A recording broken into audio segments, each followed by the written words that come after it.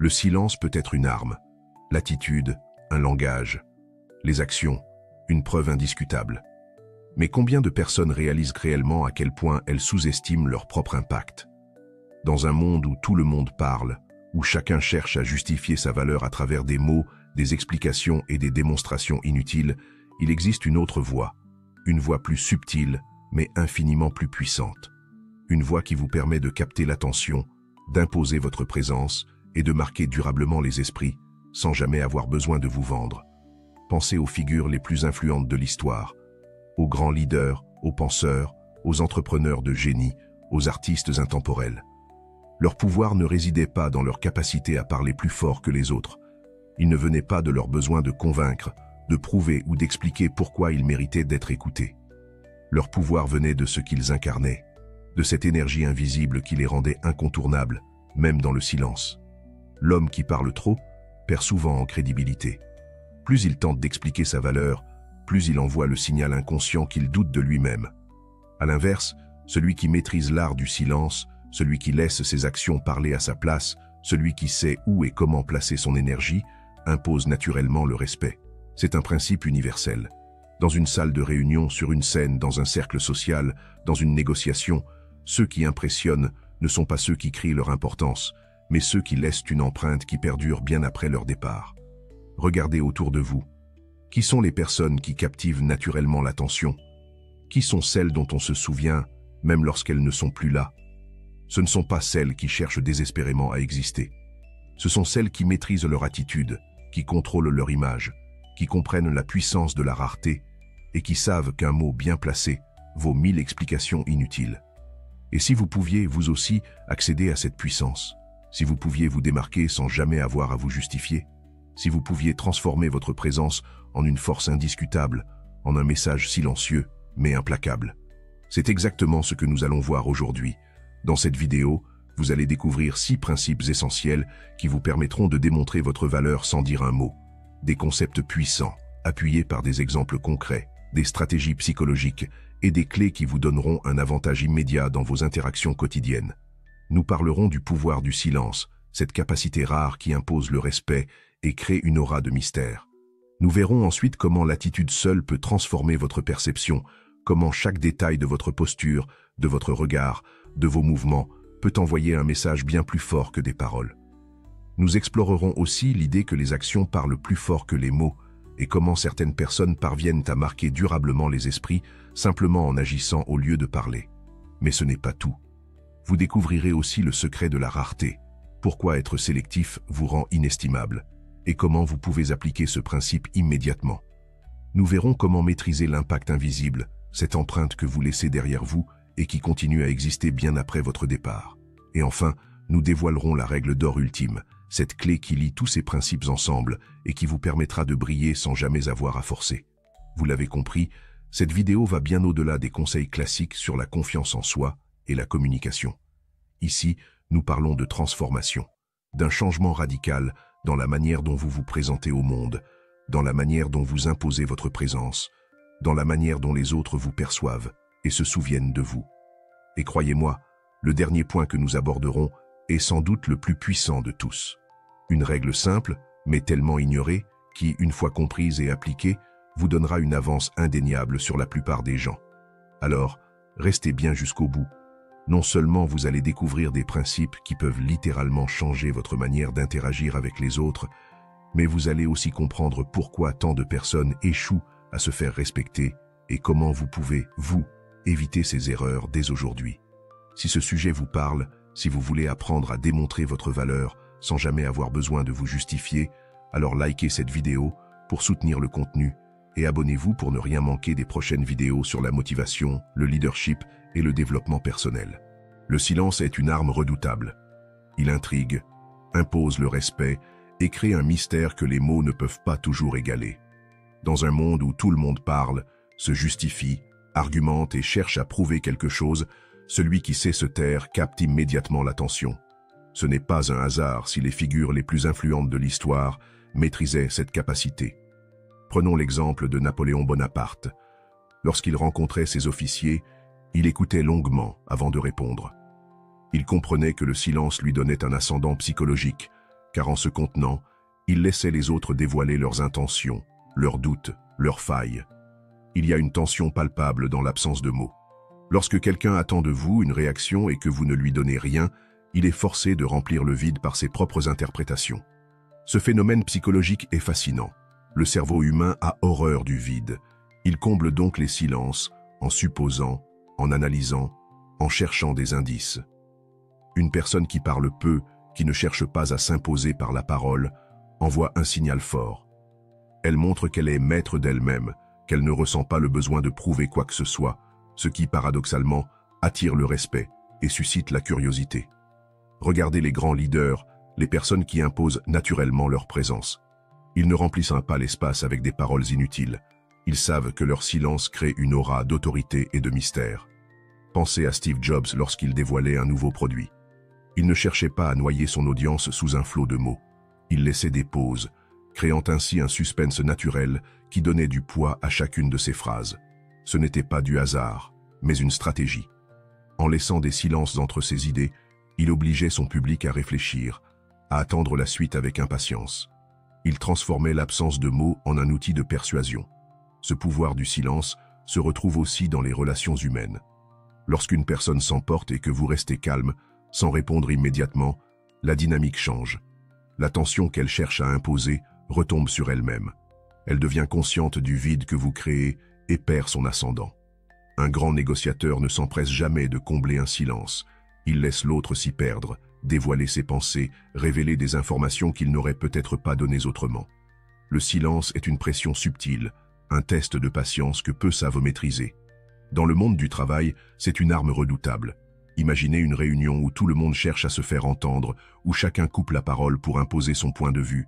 Puis il y a cette personne qui, au lieu de s'agiter, reste en retrait, observant chaque détail, analysant les échanges.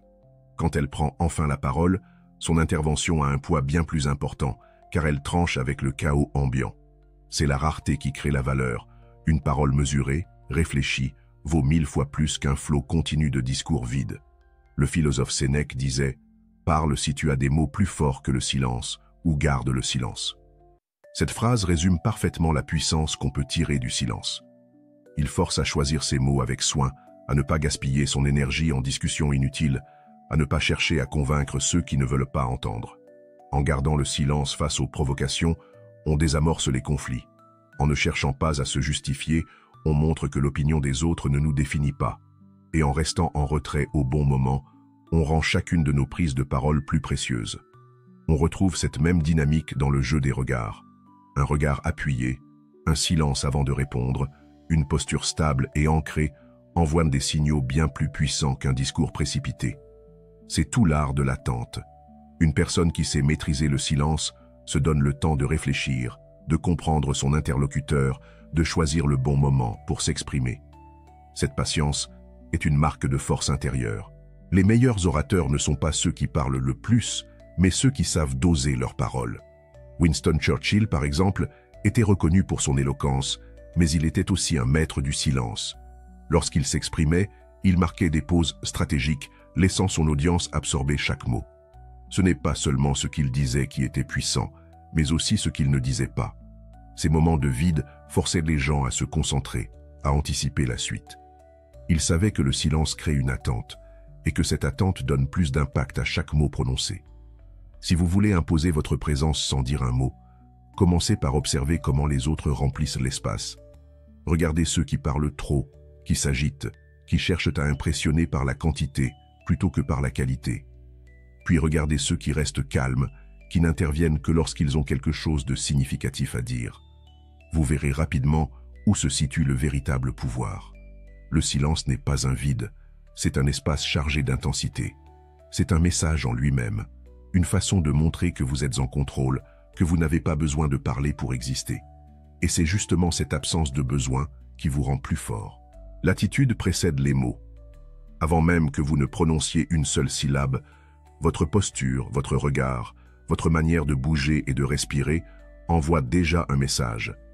C'est un langage silencieux, mais d'une puissance inégalée. Ceux qui le maîtrisent n'ont pas besoin de parler pour imposer leur présence. Ils attirent naturellement l'attention, dégagent une impression de confiance et inspire le respect sans le réclamer. Ce n'est pas un don réservé à quelques élus, mais une science que l'on peut apprendre, affiner et perfectionner. Lorsqu'un leader entre dans une pièce, on le remarque instantanément. Pas parce qu'il parle fort, ni parce qu'il cherche à attirer l'attention, mais parce que son attitude fait tout le travail. Prenons l'exemple de Barack Obama.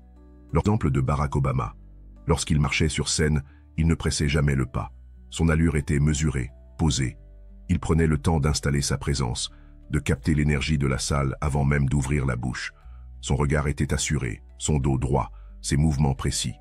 Chaque geste était calculé pour refléter une maîtrise parfaite de lui-même. Ce n'était pas un hasard, mais une technique raffinée au fil des années. L'attitude est une signature silencieuse qui révèle beaucoup plus que les mots.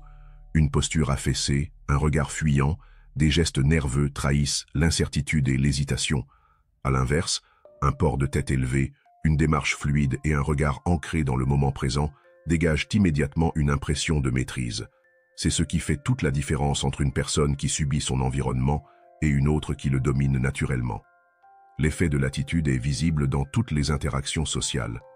Lors d'un entretien d'embauche, par exemple, le recruteur analyse bien plus que vos réponses.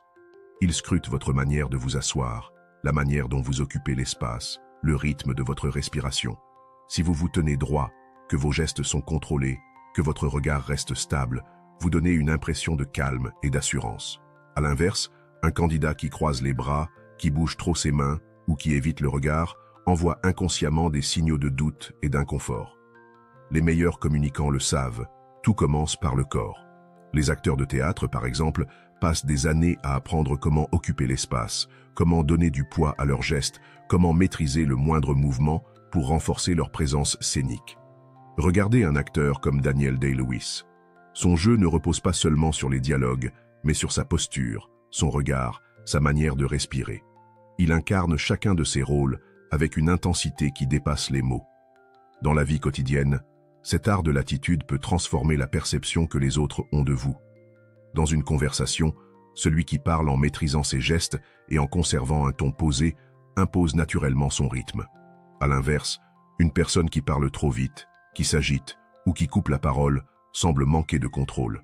Ce n'est pas toujours une question de contenu, mais d'attitude. Un discours moyen, mais livré avec une posture stable et un regard sûr, aura toujours plus d'impact qu'un message brillant délivré avec hésitation. Les personnes qui maîtrisent leur attitude savent aussi jouer avec le silence. Lorsqu'elles écoutent, elles ne se contentent pas d'attendre leur tour pour parler. Elles regardent, elles analysent, elles laissent une pause avant de répondre. Cette capacité à ralentir, à ne pas se précipiter, donne immédiatement du poids à chaque prise de parole. C'est une manière subtile d'affirmer une présence forte sans jamais chercher à dominer par la force des mots. Un autre élément clé de l'attitude, c'est la respiration. Une respiration profonde et maîtrisée a un effet immédiat sur l'ensemble du corps. Elle ralentit le rythme cardiaque, détend les muscles, clarifie l'esprit. Regardez un athlète avant une grande compétition. Il ne gesticule pas dans tous les sens. Il prend le temps de respirer, d'ancrer son énergie, de stabiliser son regard. C'est ce qui lui permet d'entrer en scène avec une concentration absolue.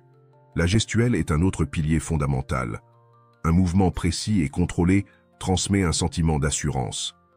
Un simple geste de la main peut donner du poids à une idée, tout comme une posture stable peut imposer naturellement l'attention. Les grands orateurs utilisent souvent des gestes amples mais maîtrisés pour renforcer leurs paroles. Trop de gestes, c'est l'agitation. Pas assez, c'est la rigidité. L'équilibre réside dans la justesse. L'attitude se reflète aussi dans la manière dont on regarde les autres. Un regard stable, qui ne fuit pas, qui observe avec attention, établit instantanément une connexion forte. À l'inverse, un regard fuyant ou trop insistant peut briser cette dynamique. L'art du regard, c'est de transmettre un message sans forcer, de projeter une présence sereine, d'écouter avec les yeux autant qu'avec les oreilles. Dans les interactions sociales, tout se joue en quelques secondes. Une personne qui entre dans une pièce avec assurance, qui ne se précipite pas, qui regarde avant de parler, capte naturellement l'attention. Ce n'est pas une question de beauté ou de charisme inné, mais de posture, de respiration, de regard. Un maître en arts martiaux, par exemple, ne se déplace jamais avec précipitation. Il avance lentement, chaque mouvement étant ancré dans une intention précise. Cette maîtrise inspire immédiatement le respect. L'attitude est aussi un révélateur du niveau de confiance en soi. Une personne qui sait qu'elle a de la valeur n'a pas besoin de le prouver en parlant trop ou en cherchant à tout prix l'attention. Elle se contente d'être là, présente, ancrée. Son langage corporel parle pour elle. Les gens perçoivent cette force intérieure et y réagissent instinctivement. Les leaders, qu'ils soient dans le monde des affaires, du sport ou de la politique, ne se contentent pas de parler avec éloquence. Ils utilisent leur corps comme un outil puissant pour transmettre leurs idées. Un discours sans attitude forte est fade, mais une simple phrase, prononcée avec la bonne posture, le bon regard, le bon silence, devient une arme d'impact immédiat. Finalement, l'attitude est un message en soi. Elle précède les mots, les renforce, leur donne de la profondeur. Celui qui la maîtrise n'a pas besoin de se justifier, de s'imposer par la force ou de chercher l'approbation des autres. Il sait que sa présence seule suffit. Les mots peuvent tromper, mais les actions ne mentent jamais. Dans un monde où tout le monde cherche à se justifier, à expliquer ce qu'il vaut, à prouver par le verbe, il existe une voie bien plus puissante, celle de l'action silencieuse. Celui qui agit sans chercher à convaincre impose naturellement le respect. Il n'a pas besoin de longs discours pour être reconnu. Il se contente de faire, et ce sont les résultats qui parlent à sa place. L'histoire est remplie d'exemples de personnalités qui ont su impressionner par leurs actes plutôt que par leurs paroles. Prenons Bruce Lee. Lorsqu'il est arrivé aux États-Unis, il était inconnu. Personne ne croyait en lui. Il n'a pas perdu de temps à argumenter sur sa valeur ou sur ses compétences. Il a simplement montré ce qu'il savait faire. En quelques démonstrations, il a réduit au silence tous ceux qui doutèrent de lui. Pas un mot de trop, pas de justification inutile. Juste des actions précises, puissantes, implacables. C'est ainsi qu'il s'est imposé, sans jamais avoir à se vendre. Il existe une différence fondamentale entre ceux qui parlent et ceux qui agissent. Ceux qui parlent cherchent à être crus, tandis que ceux qui agissent imposent la réalité. Une personne qui passe son temps à dire qu'elle est disciplinée, mais qui n'a aucune constance dans ses engagements, finit toujours par être démasquée. À l'inverse, celui qui travaille dans l'ombre, qui avance sans bruit, qui laisse ses résultats parler pour lui, devient une référence sans avoir à lever la voix. C'est ce que l'on observe chez les plus grands maîtres de n'importe quel domaine.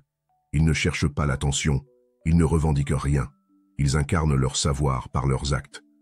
Dans le monde professionnel, cette loi est encore plus évidente. Imaginez deux collègues.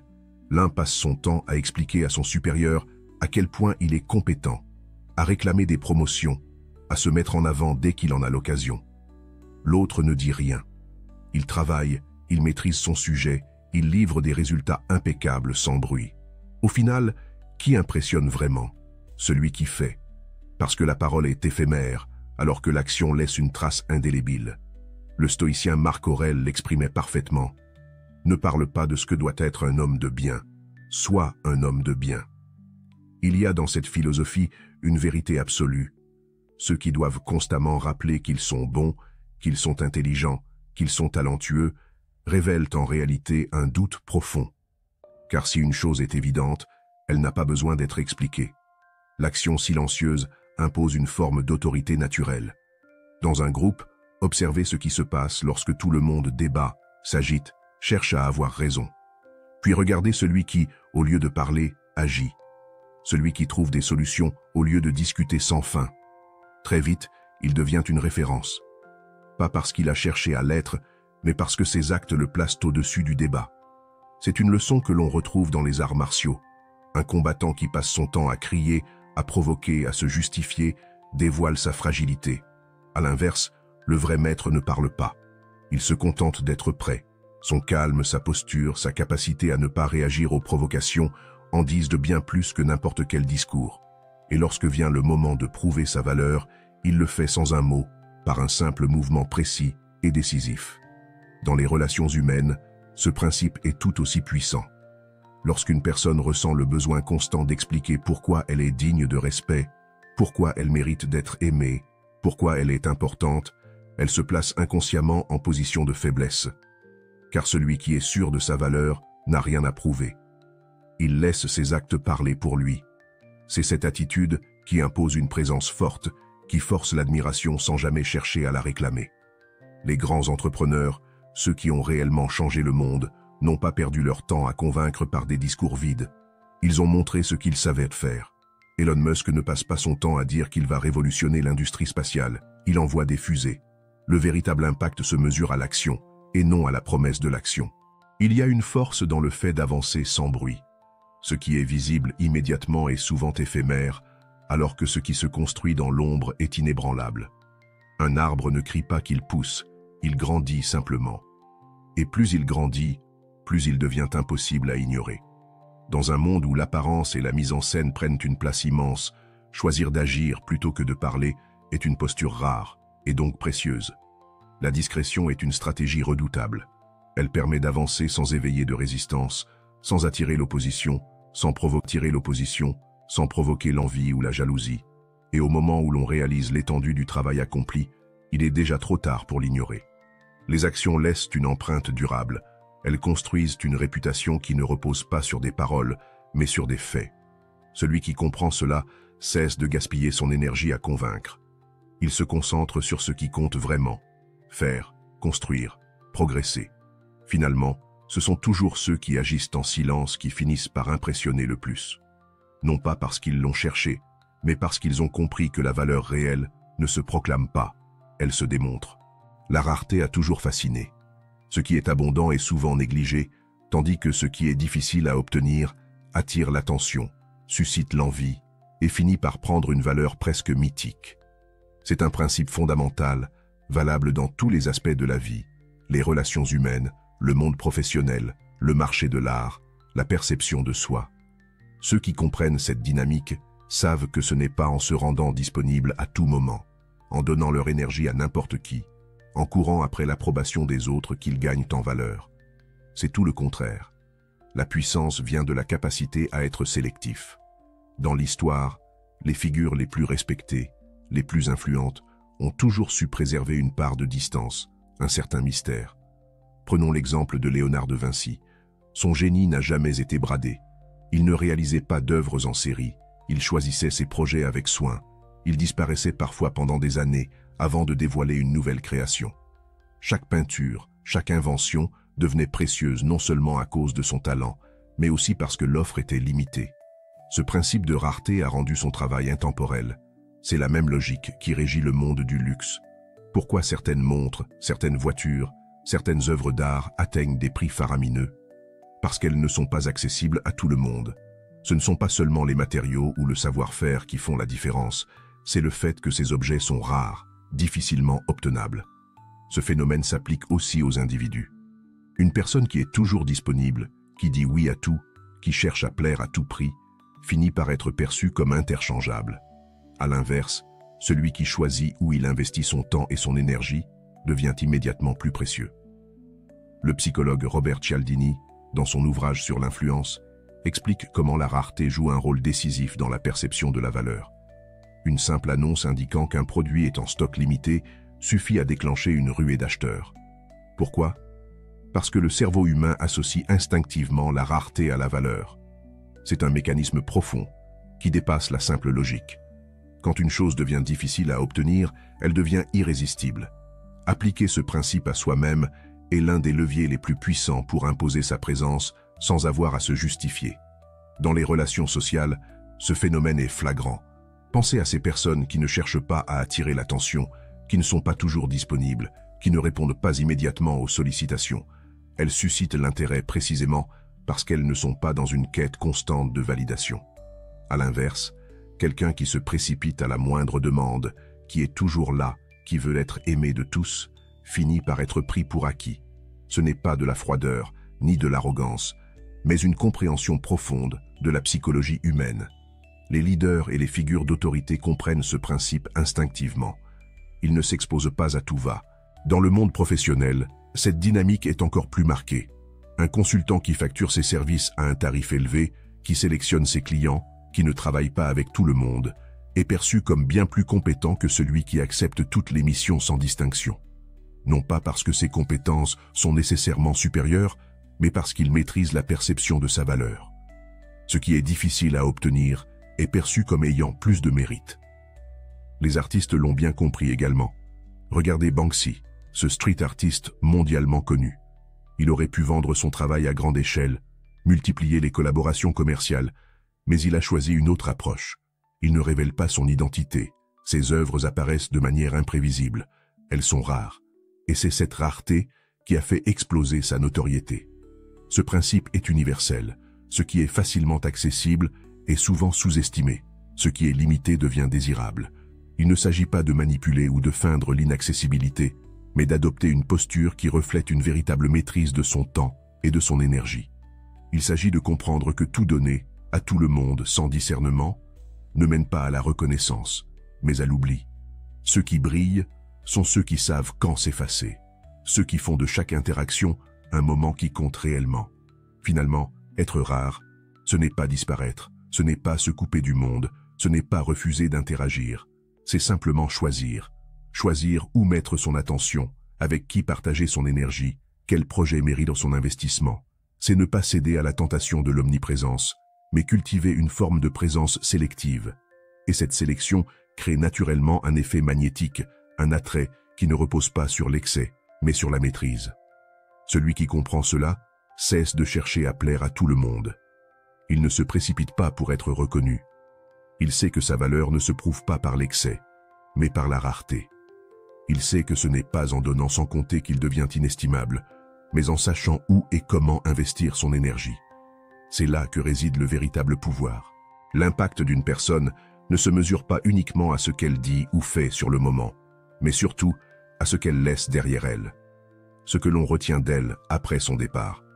Certaines personnes entrent dans une pièce et une fois parties, elles disparaissent instantanément de l'esprit des autres. D'autres, en revanche, marquent les esprits durablement, parfois sans même avoir cherché à le faire. Ce n'est pas une question de volume sonore, de charisme exubérant ou de présence excessive. C'est l'art subtil de laisser une empreinte forte et silencieuse. Ceux qui maîtrisent cet impact invisible savent que ce n'est pas ce qu'ils disent qui importe, mais la sensation qu'ils laissent. Prenons l'exemple de Nelson Mandela. Lorsqu'il entrait dans une pièce, il n'avait pas besoin d'imposer sa voix ou de multiplier les démonstrations d'autorité. Sa simple présence, son calme, la manière dont il écoutait, dont il regardait les gens, suffisaient à créer un impact durable. Ceux qui l'avaient rencontré ne se souvenaient pas forcément de chacune de ses phrases, mais ils se rappelaient de ce qu'ils avaient ressenti en sa présence. Cette capacité à imprégner un lieu sans éclat artificiel, à laisser une marque qui persiste après son départ, est un art que peu de personnes maîtrisent.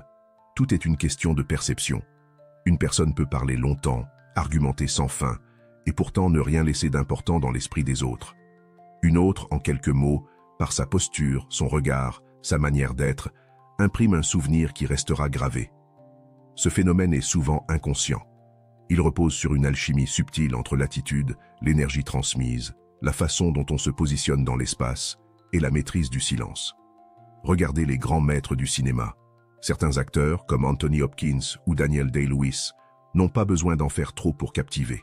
Une pause, un regard, une manière de poser leurs mains suffisent à créer une tension, une attente, une impression indélébile. Ce n'est pas ce qu'ils disent qui marque le plus, mais l'impact émotionnel de leur présence. Dans la vie quotidienne, cet effet se retrouve partout. Il y a ces collègues qui passent inaperçus, dont on oublie immédiatement la présence après une réunion, et il y a ceux dont on se souvient, même s'ils n'ont presque rien dit, pas parce qu'ils ont cherché à attirer l'attention, mais parce que leur manière d'être a laissé une empreinte. Ils ont écouté différemment, ils ont observé avec un regard plus attentif, ils ont pris la parole avec justesse. L'impact invisible repose sur un paradoxe. Ce ne sont pas ceux qui cherchent le plus à impressionner qui laissent la trace la plus forte. Au contraire, plus une personne essaie d'être vue, plus elle risque d'être oubliée. L'esprit humain ne retient pas l'excès, il retient l'authenticité. Il y a un test simple pour comprendre cela. Pensez à une personne qui vous a marqué profondément, sans qu'elle ait eu besoin d'en faire trop. Pourquoi vous en souvenez-vous? Ce n'est sans doute pas pour ses paroles, mais pour ce qu'elle dégageait. Un professeur qui vous a inspiré, un mentor qui a changé votre manière de penser, un ami qui, par un simple regard, a su vous donner confiance. Ce sont ces petits détails, imperceptibles sur le moment, qui construisent l'empreinte durable d'une personne. L'écrivain Maya Angelou a résumé ce phénomène avec une phrase célèbre. « Les gens oublieront ce que vous avez dit, ils oublieront ce que vous avez fait, mais ils n'oublieront jamais ce que vous leur avez fait ressentir. » Tout est là. Ce n'est pas ce que vous dites qui compte le plus, mais l'émotion que vous laissez derrière vous. Dans le monde du travail, les grands leaders appliquent ce principe sans même y penser. Un manager qui impose son autorité par la force, qui parle trop fort, qui cherche à se faire respecter par des discours répétitifs, ne laisse souvent qu'une impression passagère. Un leader qui écoute, qui choisit ses mots avec soin, qui inspire par sa posture et sa clarté d'esprit, marque les esprits bien plus profondément. L'empreinte que l'on laisse est aussi liée à l'effet de rareté. Celui qui ne cherche pas à combler le vide par des paroles inutiles, qui laisse un silence après une phrase forte, qui sait quand s'effacer pour mieux revenir, génère une présence plus marquante. Dans un monde où tout le monde veut être vu, entendu, remarqué immédiatement, celui qui sait cultiver l'impact invisible finit par attirer toute l'attention. L'impact invisible repose aussi sur l'alignement entre ce que l'on dit et ce que l'on fait. Un orateur peut délivrer un message puissant, mais s'il n'incarne pas ce qu'il prêche, l'effet s'efface vite. À l'inverse, une personne qui agit en cohérence avec ses principes, sans même chercher à le dire, impose naturellement le respect. Il y a aussi un phénomène fascinant. Le souvenir que l'on laisse peut s'amplifier avec le temps. Une phrase dite avec justesse, une attitude marquante, un regard qui a déclenché une réflexion, peuvent revenir des jours, des semaines, voire des années plus tard, dans l'esprit de ceux qui ont croisé notre chemin.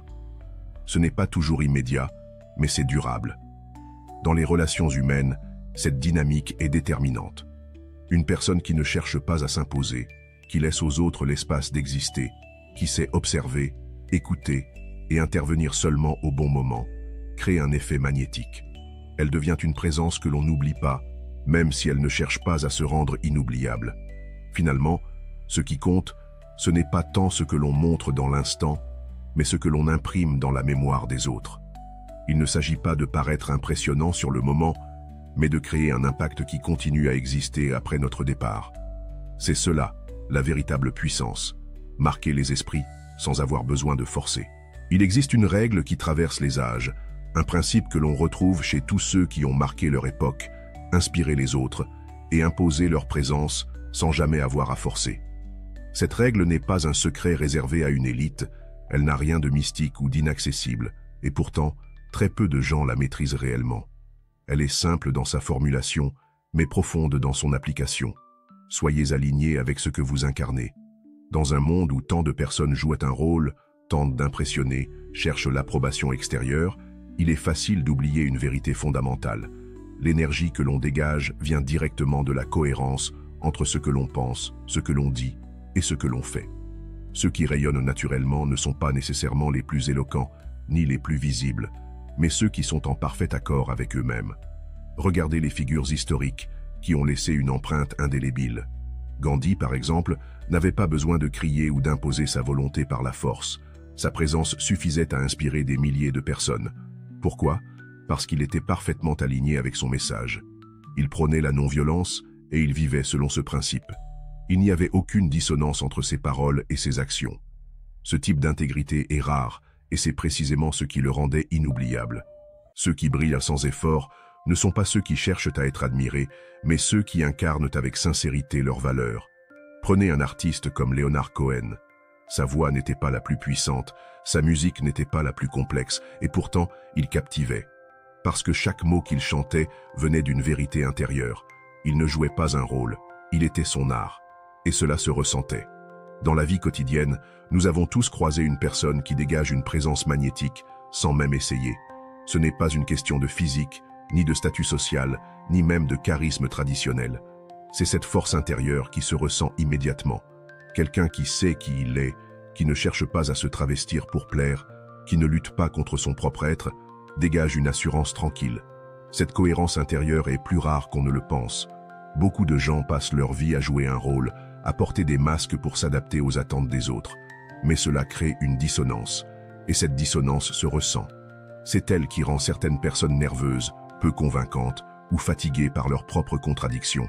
À l'inverse, celui qui s'accepte tel qu'il est, qui n'a rien à cacher ni à prouver, libère une énergie différente. Il impose naturellement le respect, sans chercher à l'obtenir. On retrouve ce phénomène dans le monde du travail. Il y a ceux qui en font trop, qui se battent pour être remarqués, qui cherchent à prouver leur valeur à tout prix. Et il y a ceux qui avancent avec fluidité, parce qu'ils savent qu'ils sont là où ils doivent être. Ce sont ces derniers qui finissent par inspirer le plus de confiance. pas parce qu'ils ont cherché à se vendre, mais parce que leur présence seule est une preuve suffisante. L'acteur Anthony Hopkins disait « La vie devient plus simple quand vous arrêtez d'essayer d'impressionner les autres et que vous commencez à vous concentrer sur être vous-même. » Cette vérité est puissante. Plus vous cherchez à en faire trop, plus vous forcez les choses, plus vous envoyez un message de doute, d'incohérence. Mais lorsque vous vous contentez d'être, lorsque vous êtes en phase avec votre propre nature, les autres le ressentent immédiatement. La règle d'or n'est donc pas une technique secrète pour manipuler l'image que vous projetez. Ce n'est pas un jeu d'apparence, ni une stratégie pour sembler plus charismatique. C'est un processus intérieur. Cela demande du travail, de l'introspection, une véritable compréhension de soi. Qui êtes-vous vraiment, en dehors des attentes des autres? Quelles sont les valeurs qui vous définissent, et est-ce que vous les incarnez au quotidien? Un philosophe comme Sénèque expliquait déjà que la plus grande forme de liberté vient de la cohérence entre ce que l'on pense et ce que l'on fait. Ceux qui cultivent cette harmonie intérieure n'ont pas besoin de se justifier, de courir après la reconnaissance ou de chercher à prouver quoi que ce soit. Ils avancent avec une tranquillité que l'on remarque immédiatement. Dans les relations humaines, cette règle se vérifie chaque jour. Une personne qui sait qui elle est, qui ne joue pas de rôle, qui ne force pas ses interactions, attire naturellement la sympathie et le respect.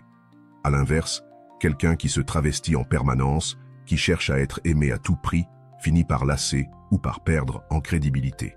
C'est pourquoi, dans un monde où tout le monde veut être vu, entendu, validé, la chose la plus puissante que vous puissiez faire est de ne pas chercher cela, de vous concentrer sur votre propre alignement, de faire en sorte que ce que vous ressentez, ce que vous dites et ce que vous faites soient en parfaite harmonie. On pourrait croire que cela demande plus d'efforts, mais c'est tout l'inverse. Vivre selon cette règle d'or rend tout plus fluide, plus naturel. Plus besoin de se forcer à impressionner, plus besoin de calculer chaque geste, plus besoin de se soucier de ce que les autres pensent. L'énergie qui se dégage d'une personne alignée est bien plus forte que n'importe quelle technique de persuasion. C'est cette clarté intérieure qui fait briller certaines personnes sans qu'elles aient besoin d'en faire trop. Ce sont elles que l'on écoute instinctivement, celles dont on se souvient, celles qui laissent une empreinte durable sans jamais chercher à imposer leur présence.